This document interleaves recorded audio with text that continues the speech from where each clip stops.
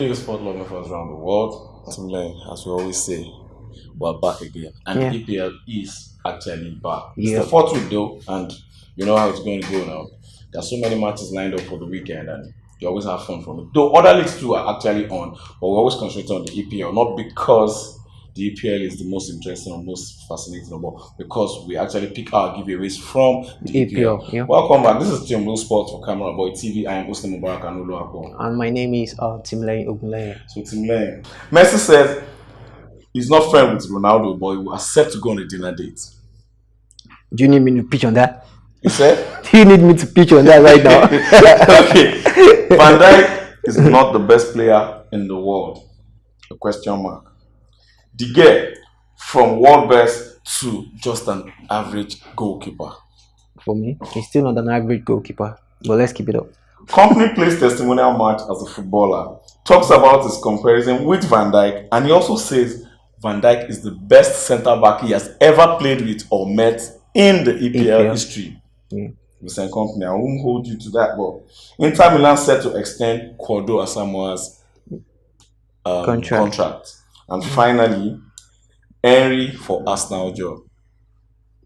Don't just smile. Of course, I'm going to fly about that, but let's just pick it up from the top. Okay, let's look at Lionel Messi saying he's not friends with Cristiano Ronaldo, but actually he's saying he would actually go on because Cristiano Ronaldo invited him for a dinner date before the World 11 FIFA Pro Awards, the Gala night, the Ballon d'Or Awards, but he would like to go on a date with him. Well, for me, I think he's actually right in the sense that if you actually read the article where he actually spoke about Cristiano Ronaldo not being friends with him, yeah. He's actually right because he has like his reasons for actually saying that, in the sense that, okay, let's put it this way, they've never played before. They've never actually have any close relationship before, except for the fact that they have always been in the opposite team of each other, playing against each other. So they have only had to, or most of the time, meet at this kind of ceremony to actually just probably sit down with each other and probably just reminisce about the award they have been nominated. He said this, and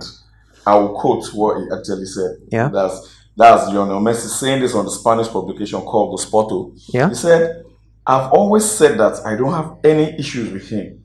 He isn't my close friend because we have never shared a dressing room together. Hashtag no bad blood. That was what he said.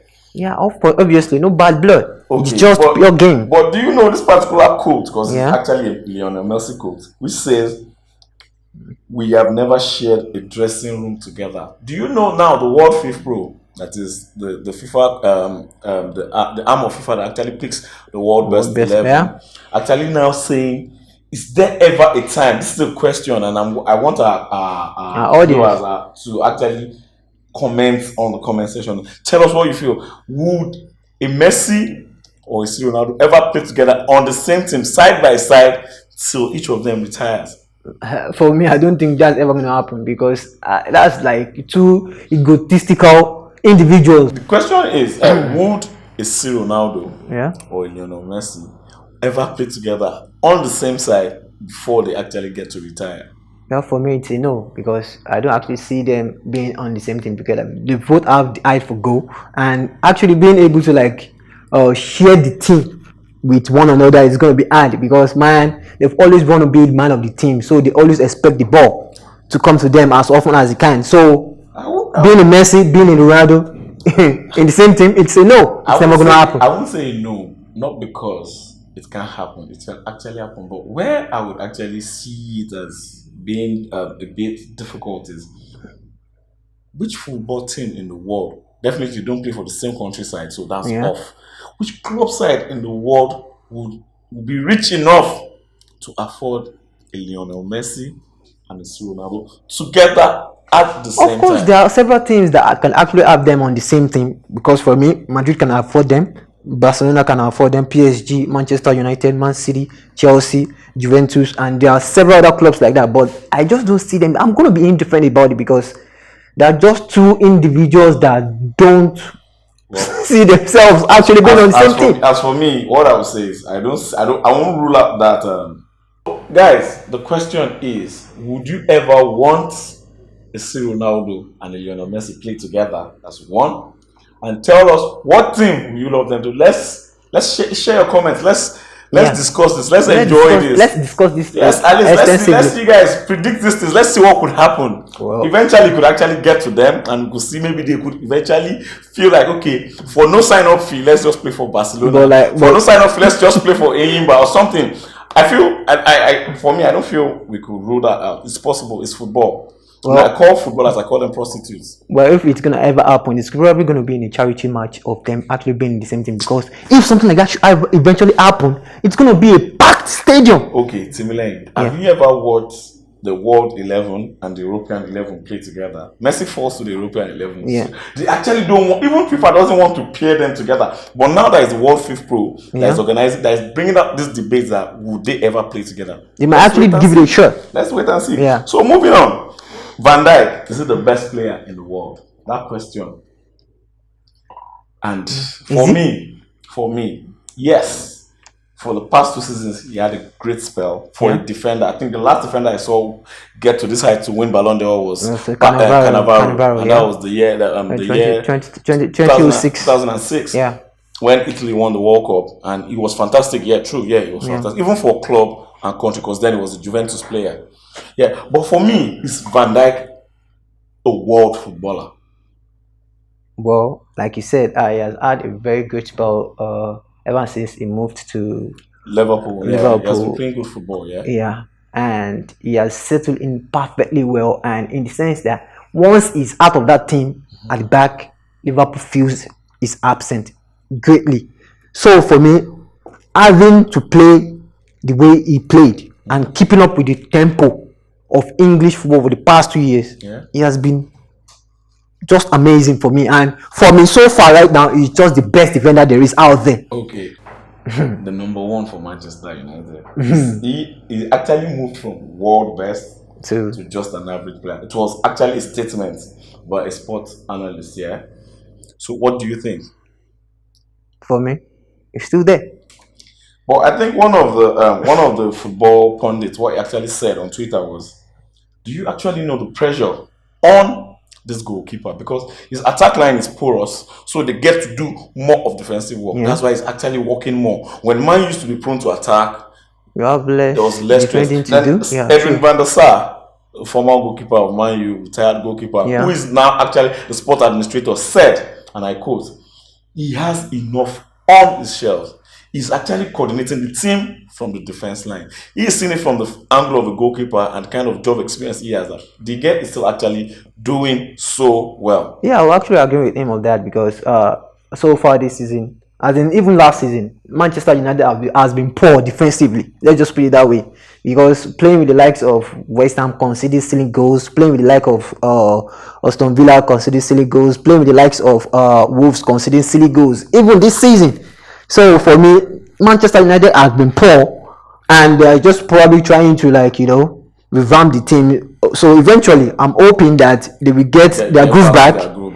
But until then, they'll keep chipping in goals. I'm a Manchester United fan. Yeah, we know that. So glory, Man United. You guys bring it back. So Timley, let's go on a quick break. And we'll be right back. We'll be right back. Yeah.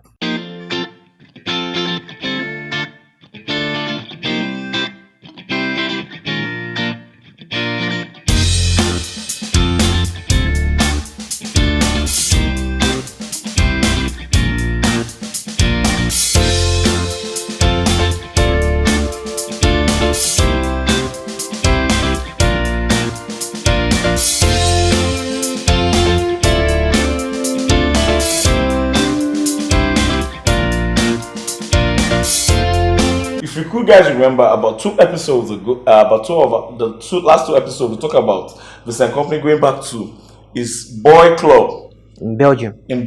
Yeah. And after 2 games, they made him a player coach. But as of today, I'm bringing this good news to you. He has officially retired as a footballer and played his testimonial match, and now he's taking up as a coach. What do you think about that? Before we even talk about the highlights of the testimonial match. Well, I think that is just a rapid growth for him, because I wasn't expecting that to happen like another 2 seasons. In another 2-3 seasons. But for him to actually start up with a team that he's just been signed to as a head coach, he's gonna have his hand full, no doubt. Yeah. So big ups with the company. Like I always say, you were fantastic. Like for me, it was captain fantastic. Fucking fantastic. 13 years with Man City and still doing it. So the testimonial match, we have likes of Scholes, Pablo Sanchez, likes of Caio, the keeper from Man City, Joe Hart. Yeah. No, the players he actually played with, Raheem Sterling. It was fantastic. After the match, he gave a wonderful speech. And the highlight of that speech was his comparison with Van Dyke. So, Timlen, you now, a Vincent Kompany, Van Dyke, the Superman of Man City. How do you compare with Van Dyke?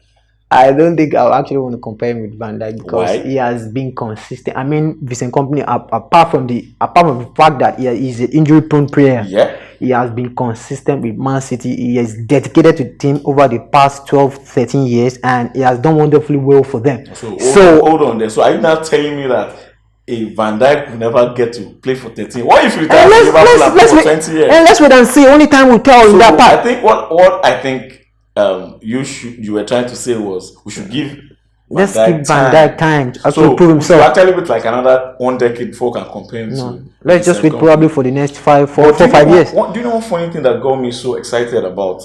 I'm a fan of Vincent Kompany. I really wish he could play for Man U then. There was no time he would play against Man U. The spark was always there. Yeah. On and off the pitch, he was just the captain. He was just the captain. That was interesting for me. Now look at it from this, and when he said he has only played with one centre back who has been the most fantastic centre back in EPL, and said that player is actually Van Dijk. He actually gave him the jersey after the match. So, what do you think? What honor, as in what other award do you think that could be from a company to a Van Dijk? Yeah, a Ballon d'Or. Okay, so guys, enough of Vincent Kompany, Ballon d'Or. Let's just quickly look at Kodo Asamoah, the Ghanaian ace midfielder. For me, Kodo Asamoah reminds me of an Asamoah that played for Man City, the Ghanaian-born German striker that played for Man City. Kodo Asamoah is just prolific.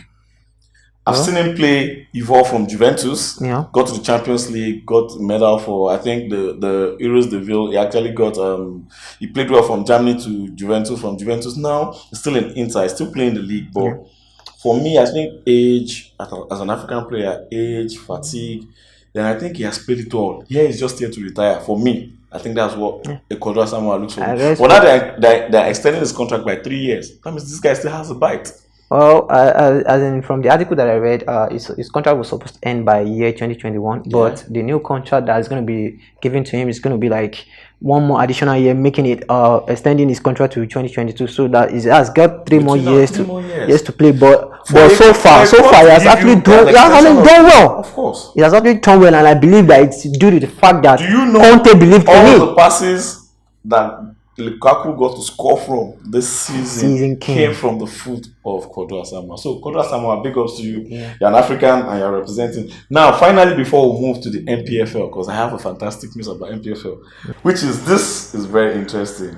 We're actually highlighting the MPFL for the first time on this show. It's not as if we don't want to talk about the Nigerian league, but we're waiting for that. The Nigerian league is just starting. The league, this is the last league that actually kicks off. They kick off later at the end of the year. So this is the last league starting around the world, and the MPFL, as it is, the Nigerian Professional Football League, is back. Now, I have one great news. Why are you smiling? I have a great news. That's why I'm smiling. We have Enugu Rangers actually competing at the CAF Confederations Cup. So this time around, we have a Nigerian team playing in the Europa of Africa. Well, I have no comment in that section because we competed with the likes of I told you Said back then when people actually paid much more attention to. Anybody did this, they got to the Champions League and they won it twice. They won it twice. Okay, let me now tell you why I'm actually excited about this time. I know they're going to win. They actually played 12 games to the qualifier to get to this CAF Confederations Cup. They actually played 12 games and they won 11. Do you know what happened to the last game? They actually drew. So that means these people actually have a bite and they're going to represent the country fully well. Yes, they are representing the country whether you like it or not. Yeah, okay. I won't try to be the dampening spirit here. But let's just wait and see because anything can happen. We all know Benedict Agu. Benedict Agu coached, I think, he coached MFM. Then I think he coached Aqua United. Now Benedict Agu is the coach of, not the coach, he's the caretaker coach for Enugu Rangers. Huh? Enugu Rangers, two things that is making me laugh. I didn't tell you the second thing. How can you call yourself the flying antelopes? The antelopes actually fly. Yeah, that's Nigerian traditions for you. But moving on. He said he's actually having an upbeat about this particular team, the squad he has. That he knows with the team he has, what they can play. He has seen them play, the way he's using them. He knows they will actually get to beat the Gabonese team, which is the Gabonese team they'll be playing in a couple of weeks' time. You know, for a coach with that confidence, he has won 11 out of 12 games. What else do you expect? Yeah, of course, it's going to be positive with his actions, with his words, because he believes in his player, and to be able to win 11 matches out of 12, that's like a that's like 99%. Yeah, 99%. So it's going to be positive about the first coming match. Enugu Rangers, big ups to Benedict Agu. So we're rooting for you guys. Go and represent Nigeria at the hopefully you're going to make us proud. So finally, before we leave, let's talk about Katsina United signing Kano Pillars former captain Gambo Mohammed. Yeah. Well, that's huge. Gambo Mohammed is a player who has actually played all his life for Katsina United. Yeah, for 12 years. 12 years. He has the goal record. Yes, but how come a player who has gotten everything leaves that team and goes to Kano Pillars? I guess he just wanted a new challenge for himself. I think. But he's playing the same league. He's still playing in the MPFL. Yeah, but it's still a new challenge because he's going to be playing with a new team, a new sporting director, a new coach. Yes, before we go, it's a little bit saddening, but we'll talk about it. But we'll not be highlighting it today on the show, but we want you guys to comment on all our social media platforms down here on the screen. Rashidi Yekini was a great Nigerian player. Yeah, no doubt. I think we should give him a few seconds of silence. Yeah. This is the striker. This is a striker that actually impressed me all through my life until I met Didier Drogba. Before I could forget about Rashidi Yekini's prolific goal scoring skills. Why would you actually compare Rashidi Yekini with Didier Drogba? This is the only player that goes close to a Rashidi Yekini. That is why I'm talking like that. But leave that aside. Sheikh Odegbami says Rashidi Yekini was murdered. This is not actually a statement, it's an article. Because it has been going around on the net and everybody. The government actually feels there was something wrong with Rashidi Yekini's about Rashidi Yekini's death. And Sheikh Odegbami was the person solely to investigate and analyze this. So this fact and more we're bringing to you exclusively on Real Sport next week. So thank you guys so much for watching us today, and don't forget on all our social media platforms, check our goal of the week.